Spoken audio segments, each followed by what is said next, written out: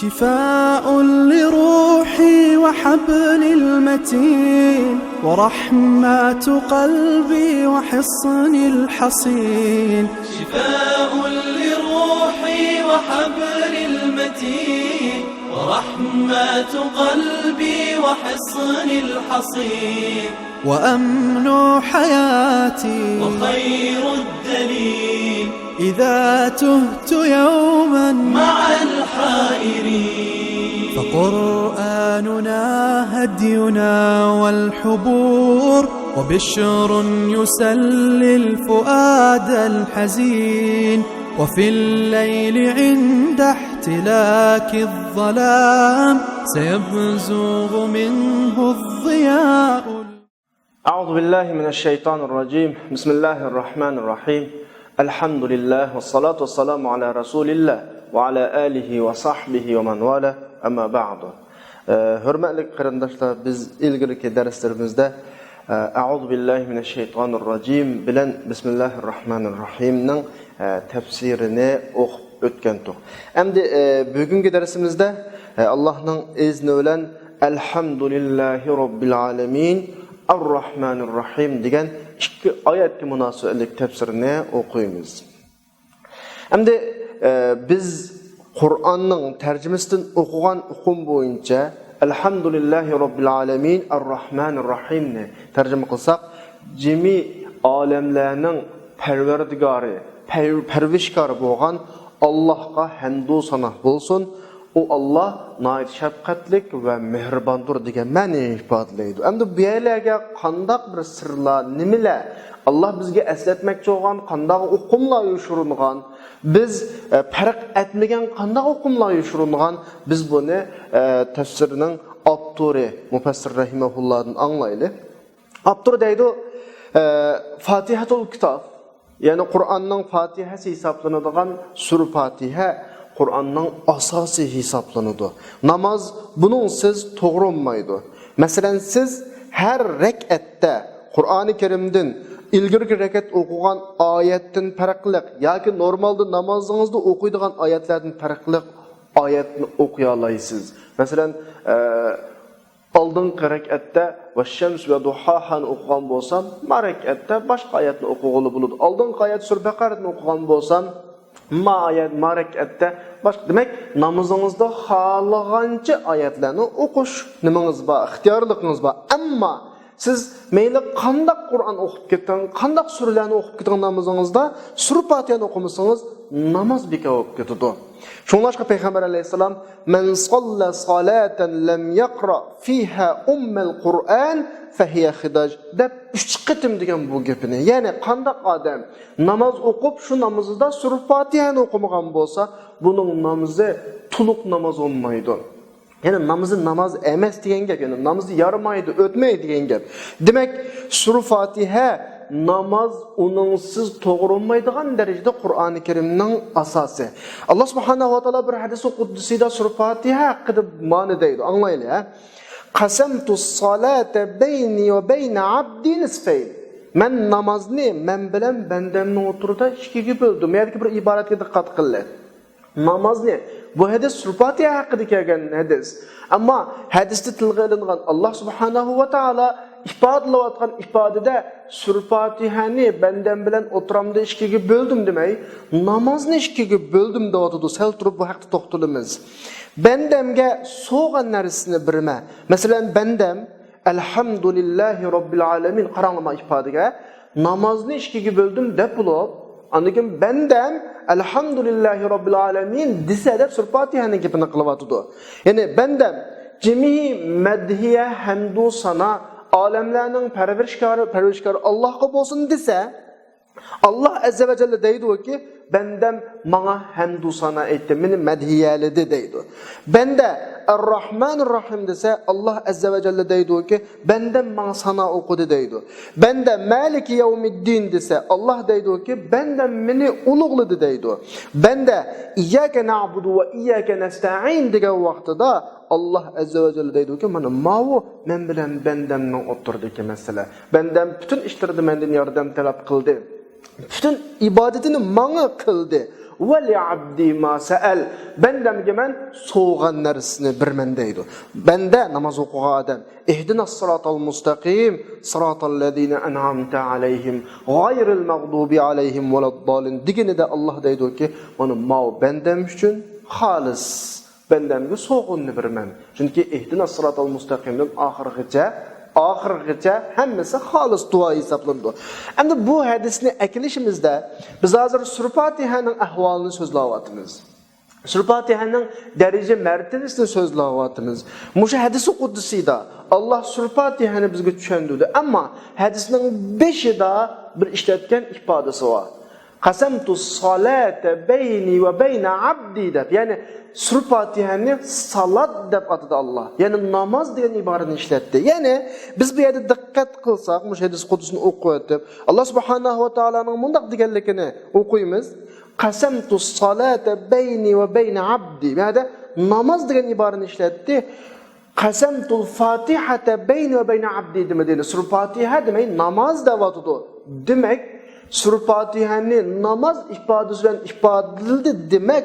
Kur'an'ın Fatiha'sı olan Sur Fatiha namazının asası. Kur'an'ın asası. Namaz demek Sur Fatiha demek. Sur Fatiha'sız olan namaz olmaz demek oldu. Demek bunun biz Sur Fatiha'nın ki önümlülükünü, yani muhimlikinin derecesini şunu alalayımız. Hem de biz müşahede şunu mülahize kılalayımız ki Bismillahirrahmanirrahim'de tekrarlanan Allah'ın 3 ismi var. Birisi Bismillah ki Allah lafzul celale. Yani birisi Ar-Rahman, yani birisi Ar-Rahim. Endi Sur Fatiha'nın özüdümün muş isimlerinin özü var. Yani Allah, Ar-Rahman, Ar-Rahim. Endi biz tefsir kaidesinde bir gibimiz var. Kur'an-ı Kerim'de tekrar yok.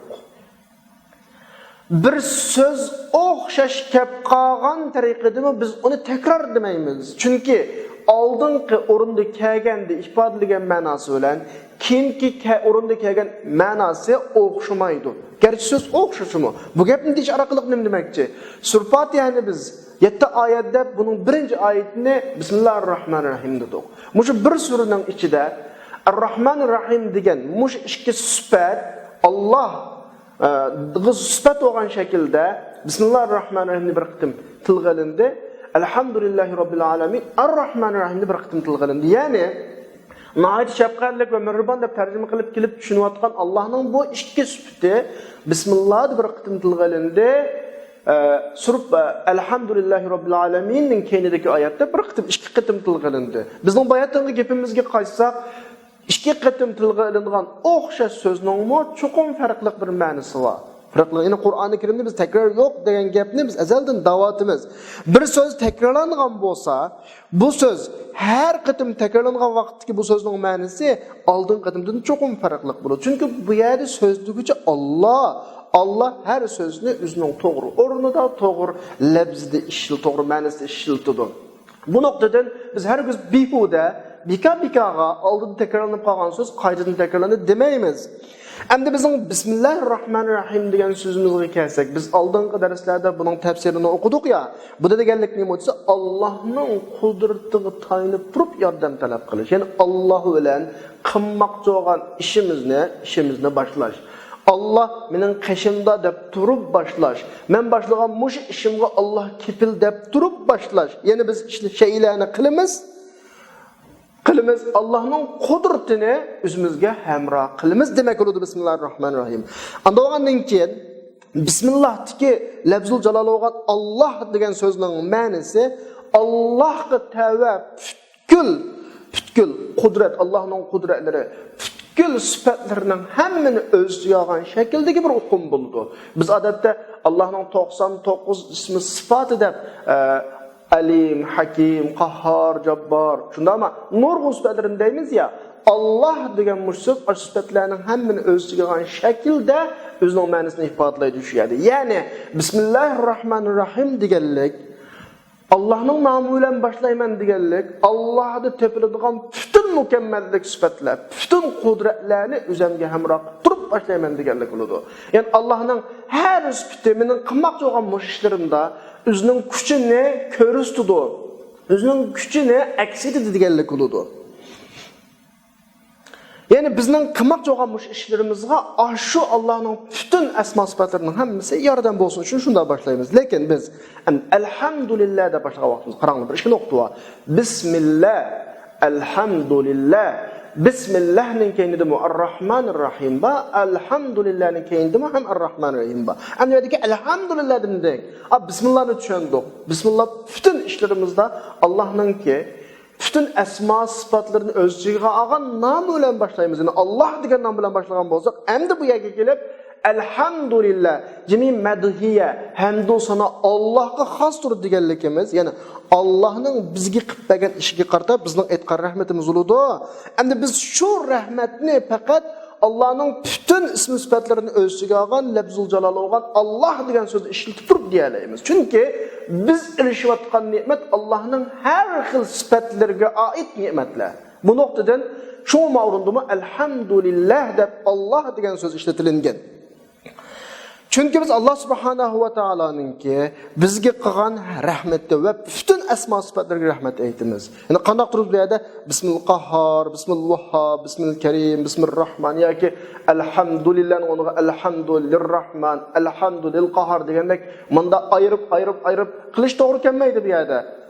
Çünkü bizning aytayotgan hamdimiz, biz tilovat qilgan yordam Allohning bütün mükemmellik sifatlariga munosabatlik, bütün kudretlerine münasebetlik olğaç, aşlarının hemmini özüge alğan Allah degan sözünü işletip durup, şuna Bismillah deyimiz, şuna başka elhamdülillah deyimiz. Biz bir yerde Allah'ın bütün mükemmel sıfatlarına qarta elhamdülillah deyimiz. Şuna hamdi, biz aytayotgan hamdi Allah'ın sıfatlarının hemmini özüge aldı. Endi müşahidin çıktı, biz bayatın bir yerden dep kelyapatgan. Qur'onda takrorlangan so'z olmaydi. So'z takrorlanib qolgan vaqtida takrorlangan o'rni cho'qim bir farq bo'ladi. Undaganda Bismillahirrahmanirrahimdagi Ar-Rahman Ar-Rahim degan sifat bilan Alhamdulillahi Robbil alamin Ar-Rahmanir Rahimdagi Ar-Rahman Ar-Rahim degan bu ikki sifatning o'rtidagi farq nima desa, avtor buni tushuntirib, bu yerda biz kuchimiz yetmaydigan ishlarga qarata yordam talab qiladigan Bismillah degan bu so'z bilan yani nimaga biz yordam talab qilamiz? Buni dedikki, chunki Alloh koinotdagi bütün narsani bizga bo'ysundadi, bütün shayni bizga xizmat qildigan qildi. Shu tufaylidan biz kuchimiz yetmaydigan har shayda Allohning nomiga yordam talab qilamiz. Mishadagi bismillah bilan alhamdulillahning o'rtasida bir farq bor. Yani chunki miyadagi alhamdulillahdagi Allah degan so'z Allah'ın bizge qilgan ne'matlariga qarata hamda aytishimiz uchun keldi. Xuddi Bismillahdagi Bismillah Allah'ın bütün mükemmel sifatlari bilan yordam talab qilgandek, endi Fatihadagi alhamdulillah Allah'ın bütün mükemmel sifatlariga qarata Allohga shukr sunish, shukr aytish, rahmat aytishni ifodalaydi. Demak, har ishkalasida kamali sifat, bütün qudrat hammani o'z ichiga olgan shakldagi bir xil ko'rinish. Allah degan so'z mushlarning hammani o'z ichiga oladi. Endi Bismillah'daki Ar-Rahmanir-Rahim'ninki Fatiha'daki Ar-Rahmanir-Rahim'den ma'nosi farqli. Yani aşkısının ma'nosi o'xshamaydi. Yani Ar-Rahmanir-Rahim Bismillah'daki Ar-Rahmanir-Rahim'nin Fatiha'daki Ar-Rahmanir-Rahim'den ma'nosi boshqaroq. Masalan, Bismillah'daki Ar-Rahmanir-Rahim nima demaganda bo'lsa desa, bu Ar-Rahmanir-Rahim Allah'ның rahmeti ve mağfiretini bizge eslatadi. Biz bu orqali gerçi günah qilib qolgan taqdirimizda Allohning nomidan yordam talab qilishdan hayo qilmaymiz, qo'rqmaymiz. Endi degan gap ishlarning hammani bismillah bilan boshla. Xotirjam bo'l, xato qilib qolsangmi Alloh Ar-Rahman Ar-Rahim dur degan bo'ladi. Alloh subhanahu va taolo bizning doimo bütün ishlarimizda o'zining nomidan o'zining nomi bilan yordam talab qilishimizni istaydi. Shunga davomli bütün ishlarimizda Bismillahirrohmanirrohim deymiz. Ammo bizdan birimiz günah ma'siyat kechib qolgan taqdirda qandaqdir, "Voy men gunoh qilib soldim, qandaq Alloh bilan yordam tilayman" demasin. Biz uni deymizki, Allah Taalaga rahmat ishkidan kir, Allah sana yordam beradi, mag'firat qiladi, duoyingni javob qiladi deymiz. Bu Ar-Rahmanir-Rahimning ma'nosi. Yani sen bir gunoh qilib qolgan vaqtida Allohning rahmati bilan adolatidan panoh tilagan bo'lsa bu vaqtda men bir nuqta var. Allah bütün ishlarda adillik qilishni, Allohning adil sifati bütün işlerde adli bilan qiladi degan bo'lsa, gunoh ma'siyat kelgan vaqtda Allohning adillik qilmasligini umid qilamiz. Adillik qilib qolsa, bizning qilgan har bir gunohimizning jazosini tortishimiz to'g'ri keladi. Chunki Allohning adolati na kichik, na cho'ngni qo'ymasdan sanaydi. Qur'oni Karim bu haqda va wudi'al kitabu fataral mujrimina mushfiqina mimma fihi va yaquluna ya waylatana ma li hadha al-kitab la yugadiru sagiratan va la kabiratan illa ahsaha. Ya maktabni bizning kichik cho'ng ishlarimizning hammani sanabdi ya. Va wajadu ma amilu hadira. Deb ularning qilgan ishlarining hammani ko'z oldida ko'radi. Va la yazlimu robbuka ahada. Alloh hech kimga zulm qilmaydi demoqda. Demak, Alloh adli sifatini ishlatadigan sho'p qolsa gunoh babida bizning hech qaysimiz saqlanmaymiz. Agar Allohning adlidan eshib ketgan rahmati bo'lmasdi, biz mayda Allohning adlidan bakroq, odilligidan bakroq rahmatini umid qilamiz. Mana bir nuqtaga diqqat qilinglar. Agar o'shada Allohning adlidan, odilligidan eshib ketgan rahmat bo'lmasdi, kishilarning ne'mati hech qanday damga ne'mat berilmaydi, ne'mat qilib qolmaydi, hech kishi zaminning ustida qolmaydi. Halbuki Allah mushu vaqtga kelgan vaqtda Allohning rahmati adlidan eshib ketdi. Alloh bu haqda deydi: "Va law yu'akhidullohu an-nasa bi zulmihim." Allah insonlarning qilgan etgan yomon ishlar tufaylidan so'roq qiladigan ish bo'lib qolsa, jazolaydigan ish bo'lib qolsa, bir hisob oladigan ish bo'lib qolsa, ma taraka alayha min dabba, zaminning ustida hech qanday jonliq qo'ymaydi. Walakin yu'akhiruhum ila ajalin musamma. Amma Alloh ularni ma'lum mazgilga kechiktiradi. Fa idza jaa ajaluhum la yas'akhirun sa'ata wa la yastaqdimun. Demak, inson asl ojiz yaratilgan, chidamsiz yaratilgan bir odam. Shun payg'ambar alayhisalom bu haqda ojiz, chidamsiz bo'lg'achqa inson nurg'un ishlarni o'zi bilib bilmay qilib qoladi. Bu qilgan etkinning hammaga jazolanadigan bo'lib qolsa ish chatoq. Shun payg'ambar alayhisalom la yadkhulu ahadukumul janna bi amalihi. Sizlarning biringlar jannatga o'zining qilgan etganlaridan kirmaydi. Qilgan etgan ishlari har qancha katta bo'lsa jannatga loyiq emas u asli.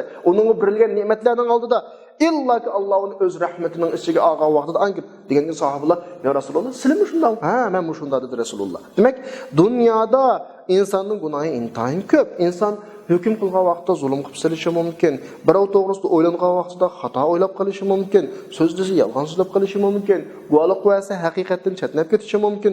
So'zlasa g'aybat qilib qolishi mumkin. Demak, mushu gunohlarning hammamiz farqli shaklda birsimiz oz, birsimiz ko'p bo'lsin, ish qilib qilamiz. Hech kim o'ziga mukammallikni nisbat bermaydi. Men mukammal deyolmaydi. Hattoki ibodatda butun o'zining kuchini ishlatib qilayotgan odamlarmi mukammallikka qanaqalanmaydi, yetolmaydi. Mukammallik xolis Allohga xos. Payg'ambar alayhisalom deydi: "Kullu bani adam xato va xayrul xattoin at-tawwabun." Inson balasining hammasi xatolashidir. Xatolashganlarning eng yaxshisi tavba qilganlar deydi. Alloh unda bosh Qur'oni Karimda insonni sifatlab: "Va ataakum min kulli ma sa'altumuh." Sizlar so'rgan har narsani Alloh sizlarga berdi. "Va in ta'uddu ni'matallohi fala la tuhsuha."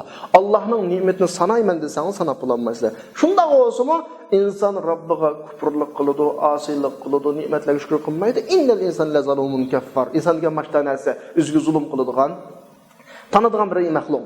Demak, masala bu. İnsan qanday ish qilsa bir xatolikka kirib qilish ehtimoli eng tayin zo'r. Ammo xatolik kirib qoldim deb inson Allohdan hayo qilib qolsa, bu Allohning Rahmanir Rahim sifatiga mos kelmaydi. Bal bismillahirrohmanirrohimdagi Ar-Rahmanir Rahim bizni davomli nima deydi desa, ishni qilayver. Allah sen bilan billa. Allohdan yordam talab qil. Bir narsani unutmoginki, sen qanday xatolik qilsang Alloh Rahmanir Rahimdir. Degan bo'ladi. Bu yerdagi Rahmanir Rahimning ma'nosi bu. Shunga Alloh subhanahu va taolo bir gunoh qilib qolganligimiz biz har ishga kirgan vaqtida bismillah bilan kirishimizni chekilmaslikni xohlaydi. Ya'ni cho'qim gunoh qilgan taqdirimizda bir gunoh qilib qolgan bo'lsaqmi, biz ishlarimizning hammani Alloh bilan boshlash to'g'ri keladi. Allohni har doim qishimizga elish to'g'ri keladi. Bizga Qur'on shuni o'rgatdiki, Alloh shuni o'rgatdiki, bismillah deymiz. Nimishqa Allohning ishkining Alloh bilan yordamlar qanday uchiq ekanligini, qachon yordam talab qilsak, echiladiganligini, ma'siyat bizni har qanday ishda bismillah bilan boshlashni to'sab qolmas kerak ekanligini, chunki Alloh Rahman Rahim ekanligini bizga bildirib qo'yish uchun bizga davomli bismillahni o'rgatdi. Bismillah dedi. Bismillah dedi. Qur'onning har suralarini sura Tavbada bismillah bilan boshladi. Mana buning o'zi. Hatto tunji inson qiladigan o'qish, ilm, ma'rifatning iborat ishdimi? Hech nima o'qimaydigan insonga mu iqro bismi robbikallazi deb Allohning nomi bilan boshlashga buyurdi. Demak, Alloh bu bismillahidagi Ar-Rahmanir Rahim orqali nima ish qilgan bo'ldi bu yerda? Biz gunoh ma'siyatga tushib qolgan taqdirda Alloh bilan yordam talab qilishdan Keçişten ibaret pislikini Allah yok etken burada bunu arqılı. Kaçma. Sen insansan, sen aşta yaratıldın, senin tabiitin şu. Sen günah kılsa ama her işte Bismillah bilan qil. Korkma, Allah Rahman Rahimdir degan bo'ladi. Ya'ni Bismillah'dagi Ar-Rahman Rahimning ma'nosi bu. Biz nerede ketib atdik? Bismillahir-Rahmanir-Rahimdagi Ar-Rahman Rahim bilan Alhamdulillahi Rabbil Alamin Ar-Rahman Rahimdagi Ar-Rahman Rahimning ma'nosidan farq bor degan to'q. Mush farq munosabati bilan biz Bismillah'dagi Ar-Rahman Rahimning ma'nosini bu shaklda tushundik. Endi Sur Fatiha'dagi Ar-Rahman Rahimga qilaylik. Lekin Sur Fatiha'dagi Ar-Rahman Rahim Rabbul Alamin bilan birlikmishadi. Rabbul Alaminni bayatni tarjima qildik-ku. Bütün alemlerinin pervişkarı, terbiyetçisi dedik. Rahman Rahim del Allah'ınki bütün alemni terbiyeleydiğen, perviş kılıdığan bir sütüyle birlik geldi. Bu ne demek anda olsa dese, yani Rabbul Alemin demek seni yoktun var kıldı demek. Bir noktada dikkat alın. Alemlerinin Rabbi diyen, Rab bir nesini köngül bulup, terbiyelep, perviş kılıp, östürüp, ehmiyet bergen kişiga Rabb deyiladi. Odatda oilani ko'pincha boshqaradiganlar ayollar o'g'achqa arab tilida ayolni Rabbatul Bayt deb ishlatadi. Bu shunga Rabb degan iboratni ishlatadi. Bir xo'jayin o'zining xizmatchisiga nisbatan bütün ishlarining hammani qilib, ko'ngil bo'lib, shundan egilangan bo'g'achqa arab tilida unga Rabb degan iboratni ishlatadi. Ya'ni Rabb demak bir ishqa daslividan oxirigacha ko'ngil biladigan kishini Robb deydi. Allah o'ziga Robb degan sifatni ishlatdi. Ya'ni olamlarning Robbi dedi. Bu da deganlik avjadaka minal adam, ya'ni seni yo'qdan bor qildi. Seni son sanoqsiz ne'matlar bilan ta'minladi, yordam berdi. Sen dal Allohning rahmati bilan, ya'ni Roblik degan sifatdagi rahmati bilan olgan mush ne'matlar qarta Alloh ham bersa degan bo'ladi. Alhamdulillah Robbil alamin deganlik Allah sana başta işlerini kıldı. Del sen şu noktada durup Allah'a hamd etsə deganlik oldu bu. Buna deyişimiz çünkü Rablık terbiyeleş, perviş kılış, köngül biliş degende qattiqlik olmaydı rahmet miqdori. Çoxum rahmeti yuqorildi. Bir narsaga köngül böldi degende o köngül bölgen narsaga rahmet nimeden yuqorildi? Onun qattiqlik qilishdan yuqorildi. Bu yerda tabii ki Rabbul Alamin deganning o'zidan Ar-Rahman Rahim degan uqum chiqib turadi. Allah Subhanahu wa Ta'ala bilimiz mu'minning Robbi, kafirning Robbi, mu'min kafirlarning hammasini bu dunyoga chaqirgani Allah. Ular hech kim o'zligini kelib qolmoqlik. Men o'zligimdan kelib qolmoqlik ma dunyoga. Sen o'zligingdan kelib qolmoqlik. Xolab xolamay kamaglik hech kim. Allah akeldi bularni dunyoga. Shunga bularga o'zining rahmat sifati bilan ne'matlarni berdi. Qanaqdir avlarning loyiq bo'lganlik uchun emas. Mesela quyosh desa mu'minga mi chiqadi, kafirga mi chiqadi? Quyoshning nurini kafirdan to'sib verib mu'minga bermaydi. Yomg'ir Allohga ibodat qildiganlarga mi tushidi, Allohni qo'yib qo'yib butlarga ibodat qildiganlarga mi tushidi? Havodan la ilaha illalloh degan adam nafaslanadi, la ilaha illalloh degan dimiga adam nafaslanadi. Demak, bütün Allah'ningki rububiyat atosidan bo'lgan bütün ne'matlar dunyodagi Allohning xalqiga o'rtaq biriladi. Mana bunun o'zi bir rahmat. Hech kimni ayırmaydı. Bunun o'zi bir rahmat. Allah itoat qilganning Robbi, asilik qilganning Robbi, bunun o'zi bir rahmat. Allah tavbani qabul qiladi. Bunun o'zi bir rahmat. Demak, Robbul Alamin demak rahmat demakdir. Undaqanda Sur Fatiha'dagi Ar-Rahmanir Rahim Allohning xalqiga parvish qilish degan sifatidagi rahmat ma'nosida. Bismillahirrahmanirrahim her ishingni mag'firat qiladi. Korkma sen, günahı çıkıp kalsan Allah seni keçirudu degan bolsa, mayadaki Rahmanir Rahim Allah mu'min olsun, kafir olsun, özü yaratgan bütün mahlukatlarının hemmisini perviş kılıdı. Ularını zaya kıvetmeydi, rızıksız koymaydı, ularının işlerini ravallaştırdı, ularının köngül bile digerlik oldu. Bu ikisi mana yani. Yani Allah asiga vakit berdi. Özüge telpingen her adamga tövbenin ışkini acıdı. Mana bu Rahmanir Rahim'deki Elhamdülillahi Rabbil Alemin'deki Rahmanir Rahim'nin ma'nosi. Ayadik Rahmanir Rahim aql ma'noda, mayadik Rahmanir Rahim ma'qul ma'noda. Avu ishni qili va Allohni qashonga ol, ishni qil, gunoh chiqib qolsang Allah kechiradi degan bo'ladi. Mavu Allohninki bütün insoniyatni yaratib, shu insoniyatga dunyoda berayotgan ne'matlar nuqtasidagi rahmatda ikki xil rahmat. Allah Subhanahu wa Ta'ala özünün rahmetini g'azabining oldida qildi. Bunun o'zimi bir teşekkür bildirishga tegishlik, shukr aytishga tegishlik bir rahmat. Demek Bismillah'daki Rahman Rahim'deki mana Surfadiyadaki Rahman Rahim'den farklanıdı. Biz hem de bunu tüketip boğandan keyin Allah subhanahu wa ta'ala'nın ki Elhamdülillahi Rabbil Alemin onu keleyli. Üzümüzden gepek keleyli. Elhamdülillahi Rabbil Alemin. Yani cemi hamdu sana alemlerin Rabbi olan Allah için dedi. Yani Allah öz zatıdımı medhiyelini dağın zat. Esma sıfatlarıdımı medhiyelini do. Bəgət nimetleri yüzüdünmü medhiyelini do. Rahmeti yüzüdün medhiyelini do.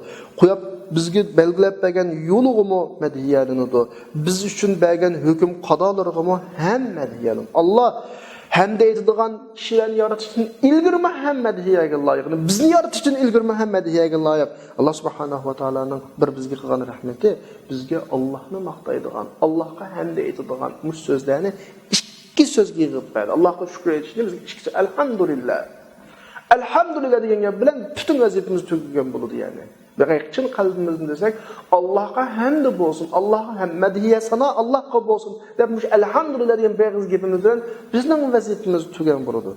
Hayran qalarlıq bir iş var. Siz bir insanga şunun qılgan yaxşılıqıga teşekkür bilmekçi olsanız saatlar durup gitsiz. Onun vay onu qılla deb aldı oturup qarаңlaşıp gitsiz. Mesela eğer siz bir narsa yezip rahmet okumakçı olsanız onunla rahmet, medhiye sözlerini hazırlayısınız. Evet, xo'shab, xalqning fikrini qanday qopdi, mana faloniga aytsam bo'lamdi ekan degandek masalan, hatto bir qasidani to'qib qolasiz, hatto madhiya sano bilan to'shqan bir hatto cho'ng bir xatdan birini, nutqdan birini yozsangiz mumkin. Lekin Alloh subhanahu va taolo, ya'ni Allohning qudrati buyuk bo'lgan, ne'mati buyuk bo'lgan, sanoqsiz bo'lgan Alloh bizga o'ziga ikki kalimada teşekkür edişimizni hem de edişini ürettik. Olsun elhamdülillah. Tüdedi bunu öyle.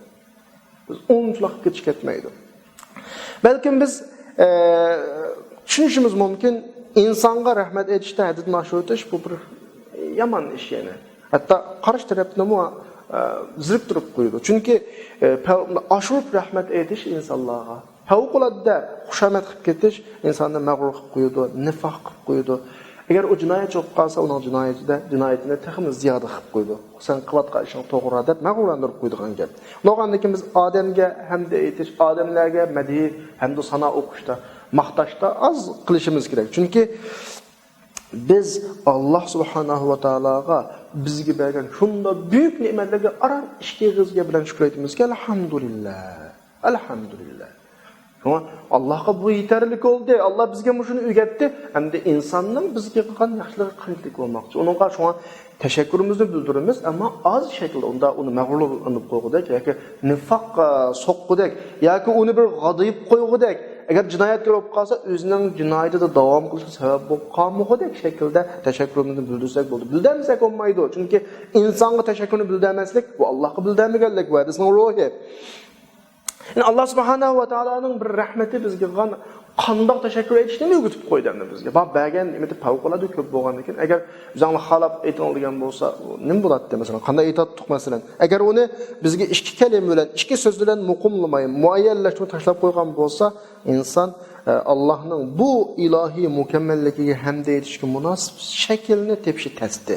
Meyli kişiler qanchalik bir balog'at, fasohat, ifodalash kuchi birilib ketsin, yana Allohning bergan ne'matlarining buyukligiga loyiq ravishda hamd shakliga yetishga ojiz ular. Bu qanday ma'noda aytamiz, u aqlimiz Allohning qudratini idrok qilishdan, ne'matlarini sanab bo'lishdan, rahmatini bilib bo'lishdan ojiz degan. Allohning ne'matlarini sanasak sanab bo'lmagan bu tilimiz qanday ma'noda aytib olsin loyiq shaklda. Masalan, payg'ambar alayhisalom bizga insonningki Allohning ilohiyat mukammalligiga hamda etishni ojiz qildiganligiga kichik bir kartina berdi bizga. Payg'ambarning o'zi da'votidir Rasululloh la uhsi sana'an alayk. Ey Alloh, men sana madhiya hamdu sanoni sanab bo'lmayman. Çünkü hamdu sana ma'lum bergan ne'matlarga qarab bo'ladi. Allohning bergan ne'matlarini sen sanab bo'lmaysan uni. Unda o'g'andan keyin qaysi biriga hamd aytsa, qaysi biriga sano aytsa, Payg'ambar bu ojizlikni ifodalab, men sana aytadigan hamdu sanolarni sanab bo'lmayman. Sili özrüge sanagandek. Degan mush ifodada bizning ojizligimizni ifodalayapti. Demak, bu yerdagi alhamdulillah degan so'z hammaga yetarli. Alhamdulillah, Alloh bizga bu so'zni berdi. Ana o'shadagi alhamdulillah degan so'zda butun insonlar o'tirini ham barobar qildi. Ya'ni mushu gapni deb berdi, hammamiz ishlatalaymiz bu gapni. Baynamrat, cho'ng-kichik, to'ng-pishiq hammalar. Agar Alloh hamdini muqimlashtirmay qolib qo'ygan bo'lsa, kishilarning o'tiridagi hamdi darajasini ifodalash iqtidori qarab turib farqli qo'yib qolishi mumkin. Ma savodsiz o'qiy olmaydi, yoza olmaydi, Allohga hamd aytadigan so'zlarni topolmaydi, ma degan bir olim buningki o'zi birilgan ilm, fasohat, balog'atlar bilan hamdi shakllarini keltirishga iqtidori var. Demek mustaqilib hamdida insonning darajasi farqlanib qoladi. Ularning dunyodagi iqtidoriy ahvolining farqiga qarab, lekin Alloh subhanahu va taoloning adolati o'ziga hamd aytish shaklida butun bandalarining o'tirisida barobar odillik qilishni xohlaydi. Ya'ni Alloh hamma bandalarini cho'ng kichik, to'ng pishiq, baynamurat, olim, adib, odatdagi bir dehqon hammasi o'xshash aytsin deb buni xohladida bizga Qur'oni Karimning avval kalimasida alhamdulillah deyishni o'rgatdi. Bu orqali har bandasiga bobbara bo'lgan fursat berish uchun, ya'ni o'qigan, o'qimagan hammasi hamda atosida oppoq barobar. Balog'atlik, fasohatlik insonlar bilan gapni yaxshi qilmaydiganlarga barobar bo'lish uchun Alloh alhamdulillah o'rgatdi. Bu Allohning bizga qilgan eng cho'ng buyuk rahmatining qatoridir. Şoňaşqa biz Allah subhanahu wa ta'alaның qandaq hamdi aytishini bizga öğretkenlikki qarta. Bende her daima Allah'a hamdi aytib turalish fursatini bizga berganlikki qarta biz hamdi aytamiz. Demek Allah bu yerda davamlıq hamdiga, madhiyaga loyiq. Allah subhanahu wa ta'ala hatta bizni yaratishdan ilgari nimetlerden mush hamdiga loyiq hamdining taqozolarini yaratib bo'lgan. Biz nima uchun hamd aytamiz degan vaqtda bizni yaratiblam emas, bizni yaratishdan ilgarilam bizga nurg'un ne'matni yaratib mushning o'zi hamdning taqozosi. Masalan, bizga osmon zaminni yaratdi, bizga suv, havoni yaratdi. Zaminda qiyomatga qadar shuning bizning uzuq-tuliqlarimizni zaminda qo'yib, demak, mushuning hammasi hamdiga loyiq ne'mat bu. Chunki Alloh subhanahu va taolo ma ne'matlarni inson mavjudiyatining oldida qildi. İnsan dünyada mevcutlaştığın ilgirlam yaratıp oldu bunu. İnsan yaratılgan vaxtıda ma nimetli insanı kütüp edip ne battı zeminde battı. Belki Allah subhanahu wa ta'ala hatta Adem insanın atısı olan Adem aleyhissalatu vesselam'ını yaratıştığın ilgirlam cafasız, meşakkatsiz şekilde yaşaydıgan cennetini aldı yaratıp koydu Adem aleyhissalam'a. Adem yaratıldı, yeydigan, içidigan, hayatını devam kılıdigan, huzurundigan neslinin teyyar, hazır ekanligini yaratılışını ilgirlam hazırlanıp bolganligini ko'rdi. Adem bilan Havo zaminga tushgan vaqtida ne'matlarning bu ikkisining oldida tushib bolganligini ko'rdi. Yeydiganni, içidiganni, hayatını devam kıldigan narsalarni topdi zaminda. Agar insonning yaratilishiga ma ne'mat ilgir bo'lmagan bo'lsa, inson yaratilib, heptinga yaratilgan bo'lsa, ma insan nimetine gelişini kütüp halak okututti. İnsan yaratılıp bulup andan keyin su yaratılgan bolsa, insan yaratılıp bulup ay quyosh yaratılgan bolsa, insan yaratılıp bulup yeydigan içmey yaşayamaydı insan. Bunun özü demek sen yaratılıştan ilgirlam sana nimetlerini töküp etken Allah. Aldığına hazırlap koygan. Sen dünyaya gelişten ilgiri o nimetler seni kütüp turup. Aldığında mevcut idi, hazır idi. Bunun özü hamdiga loyiq olmamdı. Belki de insanga bo'lgan ilahi atalarning birisi Allah insonga ne'matni onasining qo'sqog'i yaratilish bilan hazırlab qo'yganda inson yaratilgan vaqtda uni kutib olish uchun hozir bir baliyatqo, masalan, homila muddati yetarli uzuq-tuliq bularni hazırlab qo'ygan Allah. Buning o'zi bir ne'mat emasmi? Inson dunyoga chiqqan vaqtida Allah onasining amchikida shu bola ochiq Qusqa açqan hamallam tushadigan sütlarni paydo qilib qo'ydi. Uning orqali bola huzurlanadi va bu süt to'yga vaqtida to'xtaydi. Ammo imitish muddati tugagan vaqtda tamoman tugaydi bu süt. Balasi yo'q, bola imitmaydigan ayol kishidan faqat sut chiqmaydi masalan. Bularning hammasi bir andishlik ne'mat emasmi masalan. Ondan keyin yani inson shunda amchakdan ayrilib, azroq mang'udek bo'lgan vaqtida ota-onasining o'ziga hayot asoslarini hazırlab turayotganligini, o'ziga tayanganga qadar masalan, o'zi mustaqil yashay olgan qadar ota-onasi uningga parvarish qilib, ota-onasi boqadigan unda holatni ko'rdi inson. Mushularning hammasi inson taklifot bosqichiga, Ani qil, mani qil, menga ibodat qil deb balog'atga yetib, Allohning buyrug'i uning tushadigan bosqichga yetib kelishni ilgirlam yuzib bo'lgan ishlarning hammasi. Inson alhamdulillah degan gapni og'zidan chiqara olgudek holatga yetishdan ilgirlam bo'lgan ne'matlar. Demak, inson bir aqli beshiga kelib, meni yaratgan zot ekan, Allohga hamdlar bo'lsin degan gapni deb bo'g'icha necha 10 ming, necha 100 ming sanoqsiz ne'matlarning sohibi bo'lib bo'ldi inson. O ne'matlardan huzurlanib bo'ldi inson. Doğankin hamdiga loyiq emasmi Alloh? Demak, mana bu hakaza nara ko'ryapmiz. Ne'matlar doimo ne'mat sohibining muqaddam bo'lyapti. Ne'mat sohibining oldida kelyapti. Bizga nima hozir bo'lsa, oldidan hozir bo'lyapti. Inson alhamdulillah degan vaqtida, tabiiyki alhamdulillah deyish ne'matning taqozosi. Ne'matga erishgandan keyin unda demaslik kufrda qo'ygan. O degan normal inson bilan insonning o'rtasida bir ayblangan ish. Shu alhamdulillah degan vaqtida inson yaratilishdan ilgir koinotda mavjud bo'lgan ne'mat hozirlanib bo'lgan bo'ladi inson. Inson shu alhamdulillah deganning vaqtining o'zida necha yil ilgari uningga hozirlangan ne'matlarning huzurlanib bo'lgan bo'ladi inson. Endi Alloh subhanahu va taolo bizga mush koinotda nurg'un shaylarni yaratdi. Bu shaylar inson hech qanday bir kuch ishlatmasdan, ya'ni inson uningga bo'ysunmasdan keldi. Masalan, inson Allah subhanahu wa ta'ala sunuyatgan bu ne'matlarni o'ziga o'zi, Allah onunga jafosi sunuyatgan buni o'ziga o'zi hazırlayalishi bu inson bundan aciz. Masalan, quyosh desak issiqlikni beryapti, zamonga hayotlikni beryapti. Hech qanday bir qarshiliksiz insonning bir ish qilmasdan, yomg'ir osmondan tushyapti, bunun qarta bir tirishchilik ko'rsatmasdan yoki uni tushishga qarta bir kuch ishlatmasdan, havo atrofingizda har zamonda mavjud. Siz jafo tatmasdan, hech qanday kuch ishlatmasdan nafaslanasiz.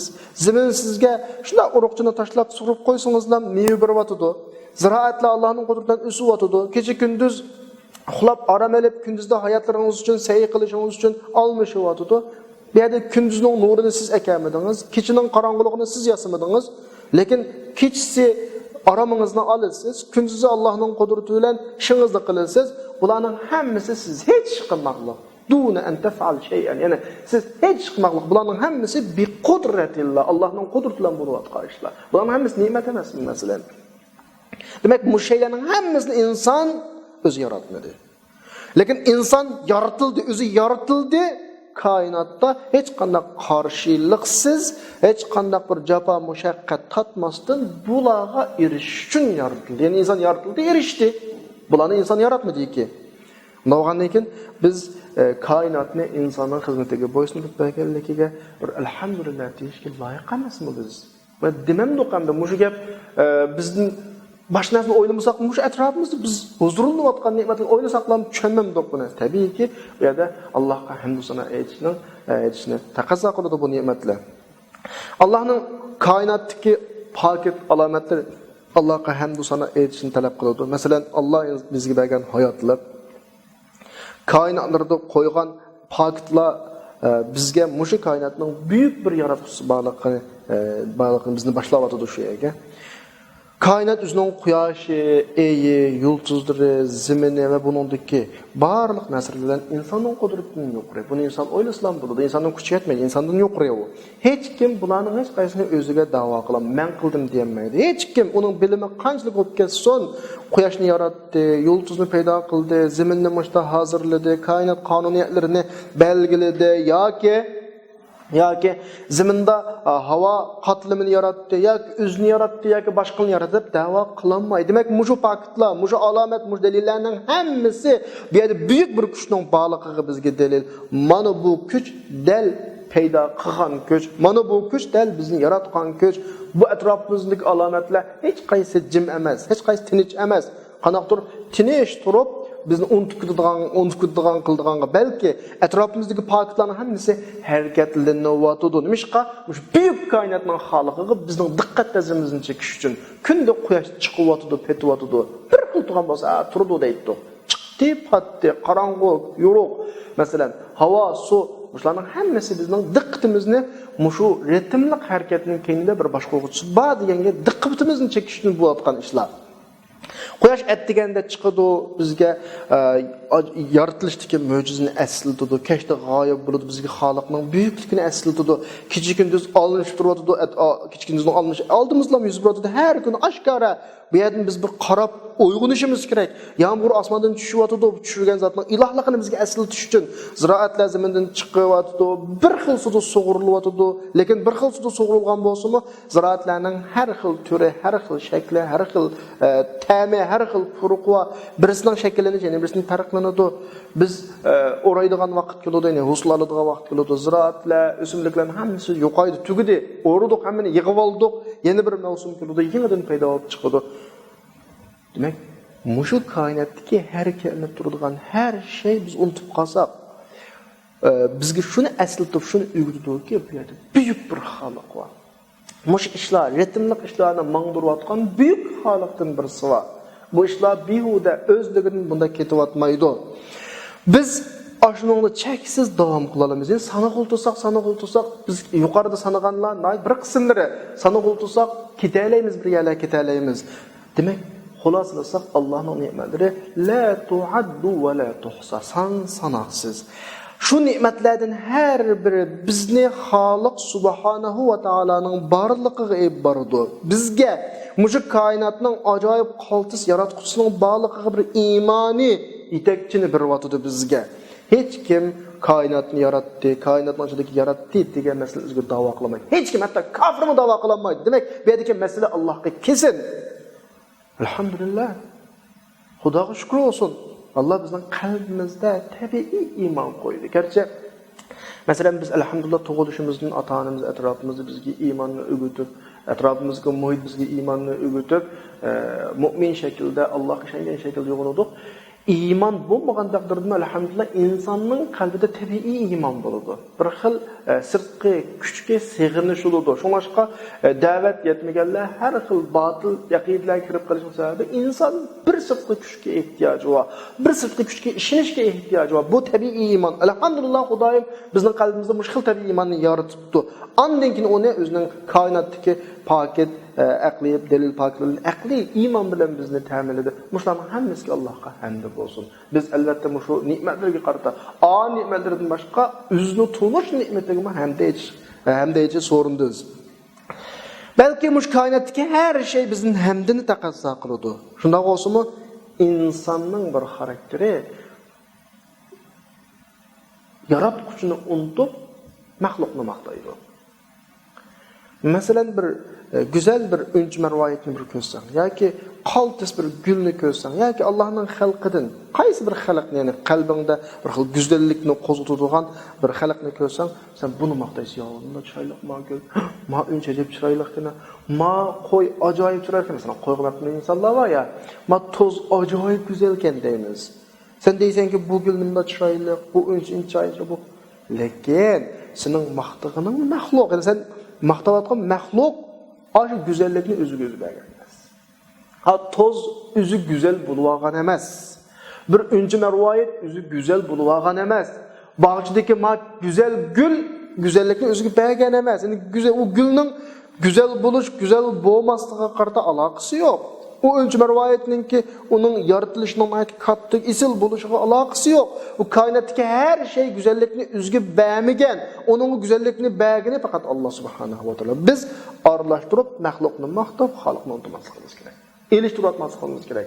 Bir güzel bir şeyni ko'rgan vaqtda subhanallazi xalaqa hada fi ahsani taqvim.